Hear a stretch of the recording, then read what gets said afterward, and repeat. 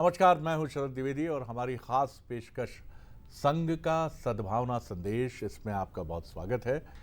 और ये संदेश जो संघ और संघ के प्रमुख मोहन भागवत जी की तरफ से आया है, ये इसकी टाइमिंग बड़ी ज़बरदस्त है।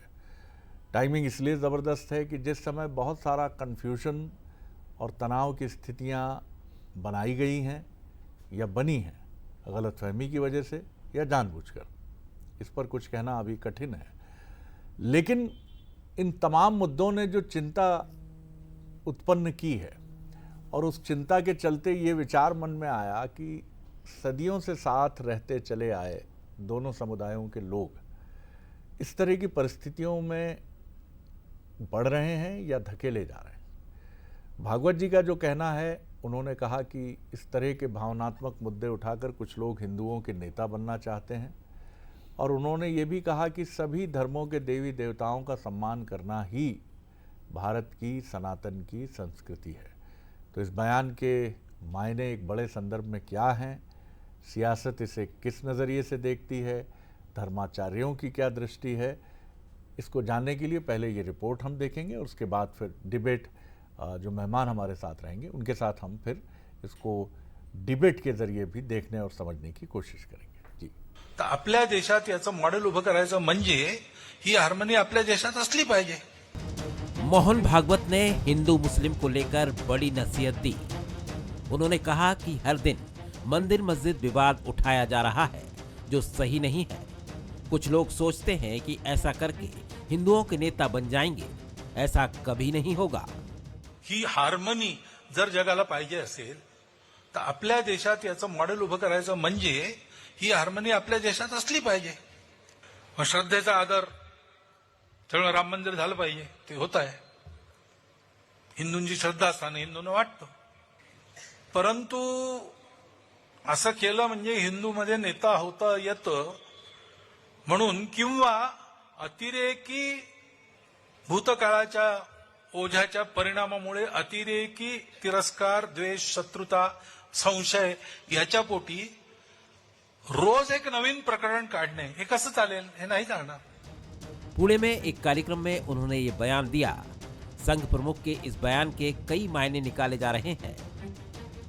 हिंदुत्व के बड़े मुद्दों पर फोकस बनाए रखने की कोशिश, सामाजिक भेदभाव बढ़ने से रोकने की कोशिश, संघ की छवि को बिगाड़ने की कोशिशों को रोकना, सनातन के सहिष्णु भाव को बनाए रखने की कोशिश, संघ का सबसे बड़ा फोकस जात पात मिटाने पर। संघ प्रमुख के बयान पर पूरे देश से रिएक्शन आ रहे हैं। बीजेपी ने मोहन भागवत का समर्थन किया। इधर कांग्रेस ने इस बयान पर बीजेपी को आईना दिखाया। राव भागवत जी के जो शब्द हैं, जो उनने कहा है, मैं उससे 101% सहमत हूँ। धर्म संसद के जो विषय हैं, उन विषय वस्तु के आधार पर संत समाज हमारा मार्गदर्शन करता है। आजकल तथाकथित कभी भी कोई भी झंडा लेकर खड़ा हो जाता है और कहीं भी परम पूजनी का जो संदेश है वो क्लियर है, साफ है कि हिंदू की बात कब और कैसे कहना चाहिए और कौन कहेगा, ये बात समझना चाहिए। धन्यवाद मोहन भागवत जी, आपने कम से कम ये तो स्वीकारा कि मंदिर और मस्जिद के नाम पर राजनीति नहीं होना चाहिए। कई लोग हिंदू नेता बन जाते हैं मंदिर मस्जिद की बात करके, और आज विषय यह है कि हमें राजनीति करना है तो विकास के नाम की करनी है, देश के नाम की बात करनी है। कौन ऐसे दल हैं जिन्होंने मंदिर के नाम पर पूरे देश को बांटने का प्रयास किया है? निश्चित रूप से आपने जो ये सुझाव दिया, इस पर भारतीय जनता पार्टी को जरूर सोचना चाहिए और अमल में लेकर आना चाहिए। देश के कई हिस्सों में मंदिर मस्जिद विवाद की खबरें सामने आ रही हैं। उत्तर प्रदेश के संभल के साथ ही देश भर के कई मस्जिदों में हिंदू मंदिर होने का दावा कर एएसआई सर्वे की मांग की जा रही है। इन्हें लेकर भी संघ प्रमुख ने नसीहत देने की कोशिश की है, जो अब पूरे देश में सियासी मुद्दा बनता दिख रहा है। Bureau report, Bansal news. तो आपने देखा कि किस साफ तरीके से संघ प्रमुख ने ये बात की है। उन्होंने कुछ और महत्वपूर्ण बातें भी की। उन्होंने कहा कि अब इस देश में किसी का आधिपत्य नहीं है, जनता अपनी मर्जी से अपने नुमाइंदे यानी अपने प्रतिनिधि चुनते ही। और उन्होंने ये भी कहा कि अब मुगलिया दौर नहीं है कि औरंगजेब जिस तरह की एक दृष्टि के लिए पहचाने जाते थे। हालांकि उन्होंने आगे ये भी कहा कि उसी औरंगजेब के जो वंशज थे बहादुर शाह जफ़र, उन्होंने 1857 में गौ हत्या पर प्रतिबंध लगाया और उनकी ये भी मंशा थी, यानी बहादुर शाह जफ़र की, कि राम मंदिर के लिए अयोध्या की ज़मीन और अयोध्या का जो मंज़र है, जो बाबरी मस्जिद के नाम से जाना जाता है, वो दे दिया जाए। लेकिन अंग्रेज़ों को इसकी भनक लग गई, ये मोहन भागवत जी का कहना है, और उन्होंने इसमें दरार डाली और दरार डालकर हिंदू और मुसलमानों के बीच विवाद पैदा किया, जिसका नतीजा पाकिस्तान बनने के तौर पर भी सामने आया। बहुत महत्वपूर्ण बात है ये, बहुत महत्वपूर्ण बात है। उस समय जब संभल में तनाव है, जब अजमेर शरीफ को लेकर बात हो रही है, सुप्रीम कोर्ट भी इसको लेकर चिंतित है, और ऐसे में ये बात उठना काफ़ी महत्वपूर्ण है। कुछ सवाल हैं, जल्दी से हम आपको बता देते हैं। क्या मंदिर मस्जिद विवाद सद्भावना बिगाड़ने के लिए है? ये राम मंदिर से जुड़ा मसला नहीं है। उसके बाद जिस तरह की बातें हो रही, मोहन भागवत जी को ऐसा बयान देने की ज़रूरत क्यों पड़ी? क्या हार्ड हिंदुत्व सनातन के असली मुद्दों से भटकाया जा रहा है? कौन भटका रहा है इसको? क्या हिंदुत्व के मुद्दे उठाकर कुछ लोग अपनी रोटियां सेक रहे हैं? ये भी एक बड़ा सवाल है, जो भले ही आपकी स्क्रीन पर नहीं है, कि बांग्लादेश में जो कुछ हो रहा है, ये क्या उसी कॉन्स्पिरेसी का हिस्सा है? और जिस तरह की परिस्थितियां बनाई जा रही हैं, ये क्या भारत को 5वीं अर्थशक्ति होते हुए 3री अर्थशक्ति बढ़ने से रोकने की कोशिश है? अंग्रेज़ों ने क्या किया था? अंग्रेज़ों को मालूम था कि इस देश को, इस मुल्क को रोकना है तो एक बहुत बड़ी समस्या दे दीजिए इसे, और वो 47 में उन्होंने थमा दी। और कहने वाले समीक्षक ये भी कहते हैं कि हमारे जो तत्कालीन लीडर्स थे, वो चाह कर भी उस डिज़ाइन को ठीक से काउंटर नहीं कर पाए। खैर, ये सब इतिहासकार जाने, लेकिन इतना ज़रूर है कि जिस मुल्क में क्योंकि मोहन भागवत जी ने यह भी कहा कि प्रभुत्व की बात क्यों, यानी प्रभुत्व यानी डोमिनेंस, दबदबा। उन्होंने कहा लोकतंत्र में दबदबे की बात क्यों, जब सब भारतीय हैं तो कौन अल्पसंख्यक कौन बहुसंख्यक? तो कई बड़े प्रश्न हैं। जो मेहमान हमारे साथ हैं उनसे मिल लीजिए। सबसे पहले स्टूडियो में मेरे साथ हैं doctor Hitesh Vajpayee, senior leader BJP के, पूर्व अध्यक्ष नागरिक आपूर्ति निगम के, उनका बहुत स्वागत है। काजी सैयद अनस अली साहब हैं, युवा नेता हैं, मुस्लिम धर्मगुरु हैं, उनका मैं बहुत इस्तकबाल करता हूं। और सबसे अच्छी बात है कि वो उसी धारा के प्रतिनिधि हैं जो धारा हिंदुस्तान की है, भारत की है, और जिसमें निषेध नहीं स्वीकार है। शैलेशानंद महाराज जी हैं हमारे साथ, महामंडलेश्वर, उनका बहुत स्वागत है, क्योंकि वो भी उसी विचार के प्रतिनिधि हैं और छात्र राजनीति से भी आए हैं। ये मुझे कुछ समय पहले मालूम पड़ा, तो बेहतर है मुद्दों को समझते हैं। जावेद अहमद साहब हैं, यूपी कांग्रेस के प्रवक्ता हैं, उनका भी मैं बहुत इस्तकबाल करता हूँ। सबसे पहले शैलेशानंद जी, आपकी टिप्पणी। एक ऐसी आवाज़ आई है जो बहुत सारे संदेहों को दूर करती है, मतलब आप लोगों की तरफ से नहीं, सियासत में, फिजाओं में जो कई बातें तैर रही थी कि ये पैदा किया जा रहा है, ये कोशिशें की जा रही हैं, संघ प्रमुख ने ये बात कहकर उन पर विराम लगा दिया है और ये कहा है कि हिंदुस्तान एक है, एक था और एक रहेगा, और यहाँ सब मिलजुल कर रहते आए हैं और रहते रहेंगे। कैसे देखते हैं आप इस बयान को? जी बिल्कुल शरद जी, सबसे बढ़िया बात तो यह है कि हम लोकतंत्र को विशिष्ट तौर पे समझने का प्रयास कर रहे हैं, और ऐसे समय पर संघ प्रमुख का यह बयान निश्चय ही लोकतंत्र के अंदर एक गंभीर चिंतन को जन्म दे रहा है। देखिए, लोकतंत्र जो कहता है वो कहता है शासन व्यक्ति का नहीं विधान का होना चाहिए। वहीं पर हमारे विश्व का जो इतिहास कहता है कि उग्र राष्ट्रवाद हो या उग्र धर्मवाद हो, ये दोनों ही कहीं ना कहीं राष्ट्र के लिए घातक साबित होते हैं। श्रीलंका को हमने देख लिया, सीरिया, हम इजराइल, जमाने भर के गाजा पट्टी, सबके जो संघर्ष देख रहे हैं वो अंतर सभ्यता के संघर्ष है। और जब विश्व जो है अंतर सभ्यता के दौर से गुजर रहा हो, ऐसे समय पे हम एक और बात करें विश्व गुरु बनने की, और दूसरी ओर स्वयं हम हमारे आंतरिक स्ट्रक्चर के अंदर, आंतरिक व्यवस्था के अंदर हम अंतर सभ्यता के संघर्ष को जन्म दे दें, यह भी उचित नहीं है। तो यदि हमें विश्व का नेतृत्व करना है, मानवता के अंदर एक नया आयाम स्थापित करना है, तो ऐसे समय पर यह समझना होगा कि इंटर रिलीजियस पीस हार्मनी होना आवश्यक है, जिसे सद्भावना संदेश के माध्यम से आदरणीय मोहन भागवत जी ने अभिव्यक्त किया है। जी चलिए देखिए मैं एक बात और समझना होगा। जी हाँ जी जी जी जी जल्दी जी, से बोल लीजिए एक आप बात, फिर मैं जी हाँ जी हाँ जी, एक बात और समझना होगी कि हम जब देखते हैं इन विषयों को, तो राजनीतिक परिप्रेक्ष्य में हम देखेंगे कि कुछ डैमेज कंट्रोल भी होता है। हम गलत दिशा में यदि हिंदुत्व को ले जाएंगे तो ये बात स्पष्ट है कि कोई भी व्यक्ति खड़ा होकर के केसिया गले में डाल करके सर पे तिलक लगा करके हिंदुत्व की बातें करेगा। जब हमारे यहाँ पर शंकराचार्य की व्यवस्था हो, अखाड़ा की व्यवस्था हो, हमारे यहाँ पे भिन्न बिल्कुल जी धार्मिक हाँ जी हाँ विद्वता की व्यवस्था महत्वपूर्ण हो, बात कही है ऐसे आपने समय पे कोई भी जी व्यक्ति नहीं कह सकता। बिल्कुल जी महत्वपूर्ण बात कही है और आपको याद होगा कि प्रधानमंत्री ने भी कुछ समय पहले गौ रक्षा के मसले पर यह कहा था कि केसरिया दुपट्टा डालकर कुछ लोग गौ रक्षा के नाम पर निकल पड़ते हैं और अपने अराजक आचरण से कानून व्यवस्था के लिए चुनौती बनते हैं। जावेद अहमद साहब, आपकी तरफ आ रहा हूं मैं। ये सही बात है कि हम सद्भाव की भावना को लेकर आगे बढ़ने वाले देश हैं और विश्व गुरु कैसा होता है? विश्व गुरु कोई आताताई तो होता नहीं है, कोई इन्वेडर तो होता नहीं है, आक्रांता तो होता नहीं है। प्रभु श्री राम की कल्पना हमारे मन में आती है, इमाम हिंद जिन्हें कहा गया कि जो वानर भालू तमाम और जो रावण को अंतिम मृत्युशैया तक पहुंचाने के बाद भी अपने छोटे भाई से कहते हैं कि जाके सीख लो इनसे कुछ, बहुत विद्वान व्यक्ति है। आपके उत्तर प्रदेश में भी, हमारे भारत में भी कुछ मुसलमान ऐसे हैं जो अपने नाम के साथ कुछ टाइटल ऐसे लगाते हैं जो हिंदू टाइटल हैं।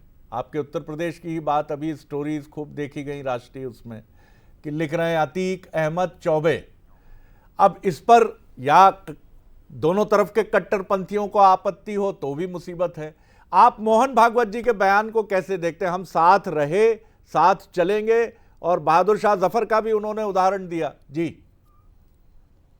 देखिए, मोहन भागवत जी मतलब कोई ऐसी शख्सियत नहीं है, देश की एक अहम शख्सियत है जी और एक बड़े संघ के वो कर्ता धर्ता हैं और उनकी बातों को यूं ही नहीं लिया जाना चाहिए। वो जो उन्होंने संदेश दिया है वो मैं समझता हूं कि नए भारत में जो एक जिसको कहते हैं वरिष्ठ, जो हमारे वरिष्ठ नागरिक या वरिष्ठ कह लीजिए कि हमारे जो गार्जियन की तरीके से जो लोग होते हैं, वो किसी भी धारा को वो समर्थन करते हो समय पे, लेकिन अगर देखा जाए तो एक प्रकार से जो वरिष्ठ लोग होते हैं वो कहीं ना कहीं वो अपनी निगरानी में लोगों को रखते हैं। ये इनकी एक पीड़ा दिखाई दे रही है।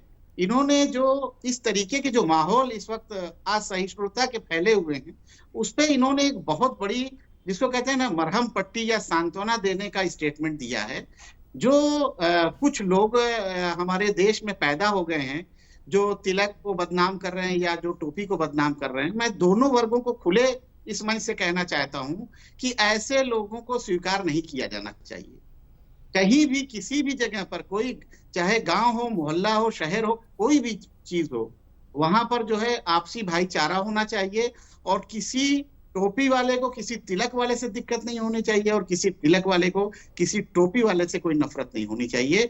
हम गंगा जमनी तहजीब के लोग हैं और हमारा इतिहास आप देखें कि खास विशेषकर जो भारत में मुस्लिम हैं, अगर उनको आप 50 साल 25 साल 100 साल पीछे जाएंगे तो मैक्सिमम यहाँ के लोग यहीं से कन्वर्ट होकर के आए हैं। आज भी आप देखें तो हमारे शादी विवाह रहन सहन में हम 80-70% वही अभी भी प्रचलन अपनाते हैं।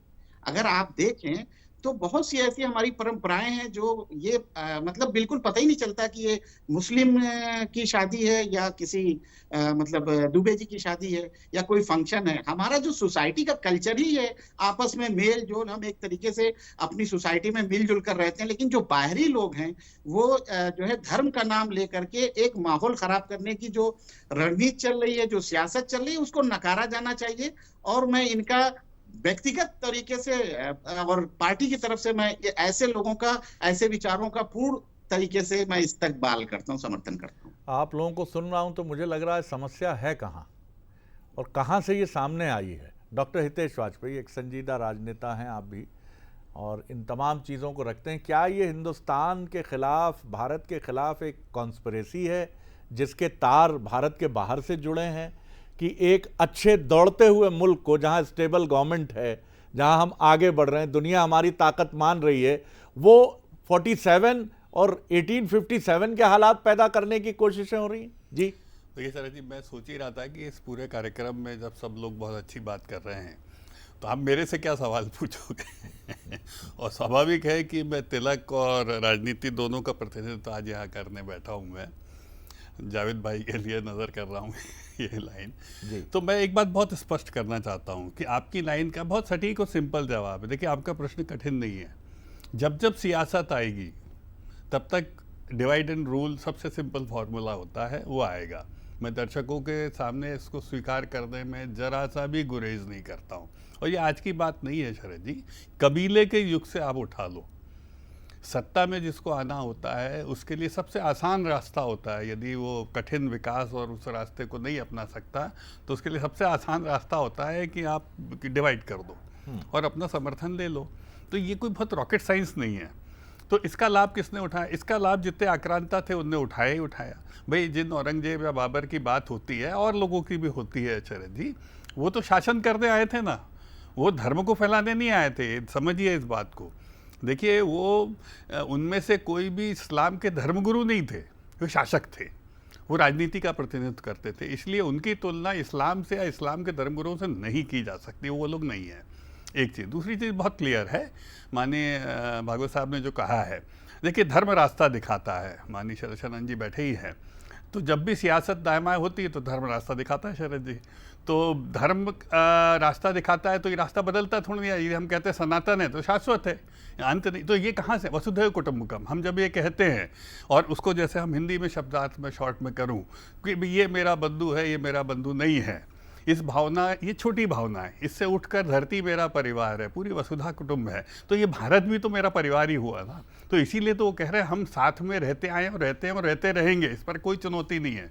और दूसरी चीज़ जो जावेद भाई ने कही, मैं उनकी बात की बिल्कुल सहमत हूँ उनकी बात से कि और इंडियन इंटरनेशनल सिनेरियो में भारत का मुसलमान इंडियन मुस्लिम के नाम से जाना भी जाता है। तो हमारी एक अपनी सभ्यता है, संस्कृति है सहचर की, और उसको हम करते हैं, लेकिन सियासत डिवीज़न करती है। तो मुझे लगता है हमारे वैदिक धर्म में इसका बहुत अच्छे से उल्लेख है इस श्लोक के माध्यम से जिसको रखा है, जो सनातन है, जो कभी नष्ट नहीं होगा, कि जब हम वसुधा को ही परिवार मानते हैं शरद जी, तो क्या हिंदू क्या मुसलमान, हमको सहचर के रास्ते पे आगे बढ़ना है। और यही कारण है कि मुझे बहुत अच्छा लगा जिस दिन हमारे नेताओं ने संकल्प को लिया कि ये हम सब मिलकर संकल्प लें 51 से लेकर आज तक शरद जी, कि धर्म के आधार पर इस देश का हम न विभाजन होने देंगे, न धर्म के आधार पर नियम या आरक्षण बनेगा। तो ये एक अच्छी बात है। तो आरक्षण किस आधार पे होगा? पिछड़ेपन के आधार पे होगा, जो सभी धर्मों में गरीब लोग होते हैं उसके आधार पर करिए, हम भी उसके साथ हैं। और सियासत और धर्म के इस अंतर को तो सभी मानते हैं। जो बात भागवत साहब ने कही वो धर्मोक्त है, और जो चर्चा आपकी है वो सियासत से उपजी हुई है कि आखिर डिवाइड एंड रूल का समाधान क्या? समाधान यही है कि हम सबको इकट्ठे रहना है, साथ रहना है और एक साथ। लेकिन मैं फिर उसकी तरफ जाऊंगा कि इसकी टाइमिंग ये क्यों है? सियासत में भी किसको फायदा मिल जाएगा? देखिए शरद जी, आप टाइमिंग की यदि बात करेंगे तो मेरा मानना यह है, मैंने पहले ही कहा, धर्म की जो नीतियां हैं, नीति वाक्य हैं या वैदिक दर्शन है, ये समय काल से तो हट के है ना, हम इसीलिए शाश्वत कहते हैं। तो जब भी आप कंफ्यूजन में हो, जब भी आपको रास्ता नहीं मिल रहा हो, जब भी आपको सवालों के जवाब नहीं मिल रहे हो, मेरा सवाल दूसरा है डॉक्टर साहब। मेरा सवाल ये है कि मैं नाम नहीं लूंगा किसी मुल्क का, लेकिन हमारे यहाँ इस तरह की कोई घटना दुर्भाग्य से कभी हुई तो दुनिया का एक चौधरी साहब हैं, दुनिया के एक बड़े, वो चौधरी साहब तुरंत प्रमाण पत्र देते हैं कि भैया आपके यहाँ ना अल्पसंख्यकों की सुरक्षा हो रही है, भैया आपके यहाँ बहुत गड़बड़ हो रहा है, इनकी सुरक्षा सुनिश्चित करें, भारत में मानवाधिकारों का हनन हो रहा है। तो ये क्यों है साहब? ये वही लोग तो नहीं है कुछ? जी शरद, ये मिसनोमर है जी, क्योंकि इसका जवाब जावेद जी भी जानते, मैं भी जानता हूँ, काजी साहब भी जानते। हम स्टूडियो में 6 इंच के फासले के ऊपर दोनों बैठे कि नहीं बैठे, टोपी और तिलक बैठे ना जावेद भाई, ये सच्चाई है। और बाकी जितनी बातें आदमी करता है वो वोटों के लिए कर लेता है, इधर उधर करता है। तो इस देश की सच्चाई ये है कि विभाजन के पश्चात, देखिए बहुत ईमानदारी से मैं बात कह रहा हूँ, आज आप देखेंगे कि हम ये एकमात्र मुल्क रह गया है, आप दोनों तस्दीक कीजिएगा, जहाँ पर सभी फिरके, मुसलमानों के और हिंदुओं के तो सभी यहीं पर हैं, फॉलोअर्स जो है सब इकट्ठे बहुत अच्छे से रहते हैं और अच्छे से जीवन यापन करते हैं। यही रास्ता है, बाकी सब बेमानी है। फर्ज कीजिए अगर विभाजन नहीं होता तो 20 करोड़ तो रह ही रहे हैं ना साहब। सर विभाजन भी नहीं नहीं नहीं, मैं एक बड़े फोरम पर, आपसे नहीं पूछ रहा हूं सर, मैं एक बड़े फोरम पर सबके सामने रख रहा हूं, आपके सामने भी है। 6.5 करोड़ मुसलमान पाकिस्तान गए, 3.5 करोड़ हिंदुस्तान में रह गए। अगर ये 10 करोड़ उस समय रहते तो क्या हिंदुस्तान इन्हें संभाल नहीं सकता था? बहुत बखूबी संभाल सकता था। और जैसे आज 20 करोड़ है, 40 करोड़ होते तो ये किसने कराया, और क्या ये फिर कराने की कोशिश है, फिर लड़ाने की कोशिश है? इसको समझना। अनंत साहब, मैं आपकी तरफ आता हूं। डॉक्टर हितेश वाजपेयी ने बड़ी खूबसूरत बात की कि तिलक और टोपी दोनों बैठे हैं और कोई दिक्कत नहीं है, लेकिन सवाल यह है कि बिल्कुल राइट टाइम पर मोहन भागवत जी को लगा कि उन्हें बात सामने आकर कहनी चाहिए। ऐसे जितने भी संजीदा लोग हैं, वो धर्मगुरु भी क्यों ना हो, देवबंदी हो या तमाम तरह के शिया संगठन हो, सुन्नी संगठन, उनके धर्मगुरुओं को आगे आना चाहिए। और बात जब बाबर की होती है, बात जब होती है औरंगजेब की, बहादुर शाह जफर क्यों पीछे छूट जाते हैं, जो गौ रक्षा की बात करते हैं, जो कहते हैं कि मंदिर बनाने की बात होनी चाहिए? बिस्मिल्लाहिर्रहमानिर्रहीम। बहुत अच्छी बात हो रही है और मैं बग़ैर लाग लपेट के जो भी नीयत रही हो मोहन भागवत जी की, क्योंकि मैं ज़ाहिर का मुकल्लफ़ हूँ। इस्लाम का एक फ़लसफ़ा है कि इस्लाम ये कहता है जो ज़ाहिर में हमें दिख रहा है हमें उसको मानना है। जिस भी अंदाज़ में उन्होंने कहा मैं उनके सराहना करता हूँ, इस्तक़बाल करता हूँ और उनके लिए अल्लाह से दुआ करता हूँ, अल्लाह उन्हें हिदायत दे, ये भी दुआ करता हूँ। दूसरी बात, एक शेर आपके सामने कर रहा हूँ, अर्ज़ कर रहा हूँ कि ख़याल अपना, मिजाज अपना, पसंद अपनी, कमाल क्या है, जो यार चाहे वो हाल अपना, बनाए रखना कमाल ये है। तो मसला ये है कि हमें तो ऊपर वाले ने बनाया है और फिर हमें उसको मानना। मकसद ये हो गया है, क्यों ज़रूरत पड़ी आज मोहन भागवत जी को ये बात कहने की? कहीं ना कहीं उनके दिल का दर्द है। मैं अच्छा गुमान रखता हूँ, हुस्नुल ज़न्न मिन हुस्निल इबादा, अच्छा गुमान भी अच्छी इबादत है, तो मैं तो अच्छा ही गुमान रखता हूँ उनसे। कहीं ना कहीं उनके दिल में एक दर्द है, तकलीफ़ है, पीड़ा है कि हिंदुस्तान किस तरफ जा रहा है, और यकीनी तौर पे मुझे भी होना चाहिए, वो हमारे साथ जितने पैनलिस्ट बैठे हुए हैं उन सबको होनी चाहिए। ये मेरा मुल्क है, हमारा मुल्क है। इस मुल्क के अंदर अगर कोई दरार डालने की कोशिश करेगा, क्यों हमारा नौजवान नशे की तरफ जा रहा है, क्यों हमारे मुल्क के अंदर अफसोस होता है जब हम सुनते हैं कि एक छोटी बच्ची के साथ रेप कर दिया गया, बहुत अफसोस होता है, शर्मिंदगी होती है। मेरे घर का कोई फ़र्द ऐसा हो रहा है और मेरे घर के किसी फ़र्द के साथ ऐसा किया जा रहा है, रोना आता है, अफसोस होता है, मुल्क किस तरफ जा रहा है। जो बात कही जा रही है कि यकीनी तौर पर हम शिकार हो गए, डिवाइड एंड रूल किया गया, लड़ाई झगड़े किए गए। मेरा ये कहने का मकसद है कि आज मोहन भागवत जी ने पूरे मुल्क को एक संदेश दिया है। जिस तरीके से एक बुज़ुर्ग, एक बड़ा घर का जो नाना दादा होते हैं, वो अपने बच्चों को कहानी सुनाते हैं, वो पुराना जो किस्सा उन्होंने बताया गया है, मैं खुद इस बात को कहता हूँ कि आपको पुरानी बातें भूलना होंगी। इस मुल्क को अगर आगे बढ़ाना है, तरक्की की राह पे ले जाना है, मैं कतन बिल्कुल हमदर्दी नहीं करूँगा किसी दूसरे मुल्क के जुल्म के लिए फेवर में। मैं बांग्लादेश के जालिम के लिए, वो किसी भी मज़हब से उसका ताल्लुक़ हो, मैं आज बड़े एतमाद के साथ कह रहा हूँ, आपको यकीन दिलाता हुआ कह रहा हूँ कि मजलूम के साथ मैं हमेशा खड़ा रहूँगा, वो किसी भी धर्म से उसका ताल्लुक़ है, दुनिया के किसी कोने के अंदर हो। ये अमल होना चाहिए, इसको लाना चाहिए। मसला ये हो गया है कि सियासत इतनी गंदी गालिब आ चुकी है, इतनी ज़्यादा ऊपर आ चुकी है कि उसने धर्म को कहीं ना कहीं पीछे छोड़ दिया है। आज मैं उन लोगों से भी ये बात कहूँगा पूरे भरोसे के साथ, उन भाइयों से, मेरे सनातनी भाइयों से कहूँगा, दूसरे मज़हब के भाइयों से कहूँगा कि आपको अपने माबूद हकीकी का वास्ता कि आप कहीं कोई चीज़ तलाश करने की कोशिश मत कीजिए, इससे किसी का भला नहीं होगा। कहाँ कल क्या था, आज क्या है, इसको छोड़िए। हमें आगे इस मुल्क को कितना इस मुल्क की तामीर और तरक्की के लिए अपने हाथों को लगाना है, अपनी जानों को खपाना है, इसकी फ़िक्र कीजिए, तो मुल्क तामीर होगा, तरक्की होगी। इससे कोई, मैं आपसे कह रहा हूँ कि आप लाख कहीं ना कहीं कुछ ना कुछ तो मिलेगा।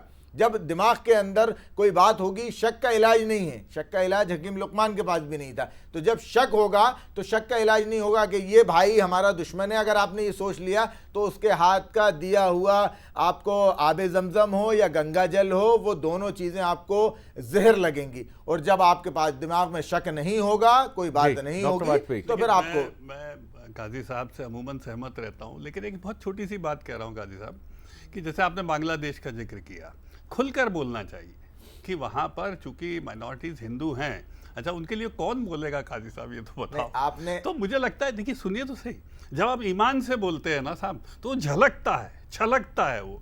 तो ये भी मानिए जवाब कि दीजिए कहीं पर काजी यदि साहब। ऐसा जी। हो रहा है तो खुलकर बोलिए कि इसमें छुपना आप नहीं। निंदा करते हैं खुल के उसकी? मेरे जी। भाई बड़े भाई हैं, और शायद अगर आप मुझे रोकते नहीं तो मैं वहीं आ रहा रोका था। नहीं मैंने। नहीं, मैं आपने बीच में कहा, अच्छी बात है, आप बड़े भाई हैं हमारे। मैं इस मुल्क की खातिर आपसे फिर कह रहा हूं, मैं इस मुल्क की खातिर, ये मेरा मुल्क है, आप सब मेरे परिवार का हिस्सा हैं। जो मेरे बड़े हैं उनसे आदर से, विनम्रता से, अगर वो इस मुल्क को किसी गलत दिशा में ले जाने की कोशिश करेंगे तो बिल्कुल विनम्रता से उनसे बात करूंगा। और जो मेरे छोटे हैं उनको तंबीहन उनका इलाज भी करूंगा कि भाई ये मुल्क खराब नहीं होना चाहिए। मैंने आपसे कहा ना, खुल के, मैंने इससे पहले भी बोला, कई बार बोला, मैं खुल के वजाहत के साथ बोल रहा हूं। बांग्लादेश हो, पाकिस्तान हो, दुनिया का किसी मुल्क, कोई भी मुल्क हो, अगर वहां पे किसी इंसान के साथ जुल्म हो रहा है तो मेरा यकीन, मेरा ईमान इस बात का है, जो आपने वसुदेव कुटुंबकम कहा है। किसी मत बोलिए सर, जो हो रहा है वो हमारे सामने है। यदि यहाँ पर ऐसा ही मुसलमानों के साथ होता है, मैं एक नाम लेकर कहूंगा, हाँ, मेरे को कोई दिक्कत नहीं बिल्कुल, क्योंकि ये बहुत खुल के बोलिए, इसका इंतजार कर रहे हैं लोग। नहीं, देखिए मैं आपसे वही कह रहा मुट्ठी भर हैं हूँ, वो लोग। मैं आपसे कह रहा हूँ ना, अल खल्क़ु अयालुल्लाह, जो आपने वसुदेव कुटुंबकम कहा, अल खल्क़ु अयालुल्लाह है। तो इस बात का यकीन, ईमान पूरी दुनिया के अंदर, मैं किसी इसलिए लगा रहा हूँ आपको कि ज़रूरी नहीं है कि मैं, अगर मेरे भाई सनातनी हैं तो मैं उनके लिए भी बोलूँगा। मैं किसी का जो वर्ड लगाया वो इसलिए लगाया मैंने, अगर मेरे भाई बोल दीजिए, मेरा दिल खुश हो जाएगा, मैं बहुत मैं फतवा दे देता हूं आपको। आप कैसी बात कर रहे हैं, मैं बांग्लादेश के खिलाफ फतवा दे देता हूं, आपका दिल खुश। मसला मेरा ये, बांग्लादेश के अंदर इसके बाद तो क्या कहा अब इसके बाद आप कहिए ना, मैं आपको बिल्कुल खुले मंच से कह रहा हूं। और फोरम पे फतवा जारी हो गया, बांग्लादेश में जो कुछ किया जा रहा है, हाँ, बांग्लादेश में जो कुछ किया जा रहा है। देखिए कुरान ये कहता है, मन कतल नफ्सन बिगैर नफ्सिन औ फसादिन फिल अर्द फकअन्नमा कतल अन्नास जमीआ, जिसने नाहक किसी को कत्ल किया, उसने पूरी इंसानियत को खत्म कर दिया। तो बांग्लादेशियों को अपनी औकात में आना चाहिए और होश में आना चाहिए। और मैं आपसे फिर कह रहा हूं, कहीं ना कहीं हमारी कमी है, बॉर्डर खोल दीजिए, मैं आपसे फिर कह रहा हूं। और ये ज़बानी लफ्ज़ी नहीं है, मुझसे किसी ने कहा, मैंने कहा इंशाअल्लाह ताला फजर की नमाज सुबह होती है, फजर की नमाज पढ़ के जाएंगे और जाके बांग्लादेश में जोहर की नमाज पढ़ लेंगे और तिरंगा फहरा देंगे। ये बात मैंने कही तो किसी ने कहा साहब बकरी का बच्चा ऐसे ले आएंगे। मैंने कहा बकरी का बच्चा हो नहीं हो, हिंदुस्तान का बच्चा तो है। हिंदुस्तान, अगर हिंदुस्तान का टुकड़ा नहीं होता तो आज बांग्लादेश का नामो निशान होता क्या? मुझे जवाब दे दीजिए। हम काजी साहब आपकी बात के ऊपर बिल्कुल इस्तकबाल करते हैं। चलिए, ये जज्बा बहुत ज़रूरी है और सही बात है। एक शेर है, उसको किसी और नज़रिए से मत देखिए। मैं हिंदुस्तान की फितरत पर वो शेर कह रहा हूँ और इसको मैं फिर कहूँगा किसी और नज़रिए से न देखें कि जिन्हें शक है वो करें और खुदाओं की तलाश, हम तो इस शख्स को दुनिया का खुदा कहते हैं।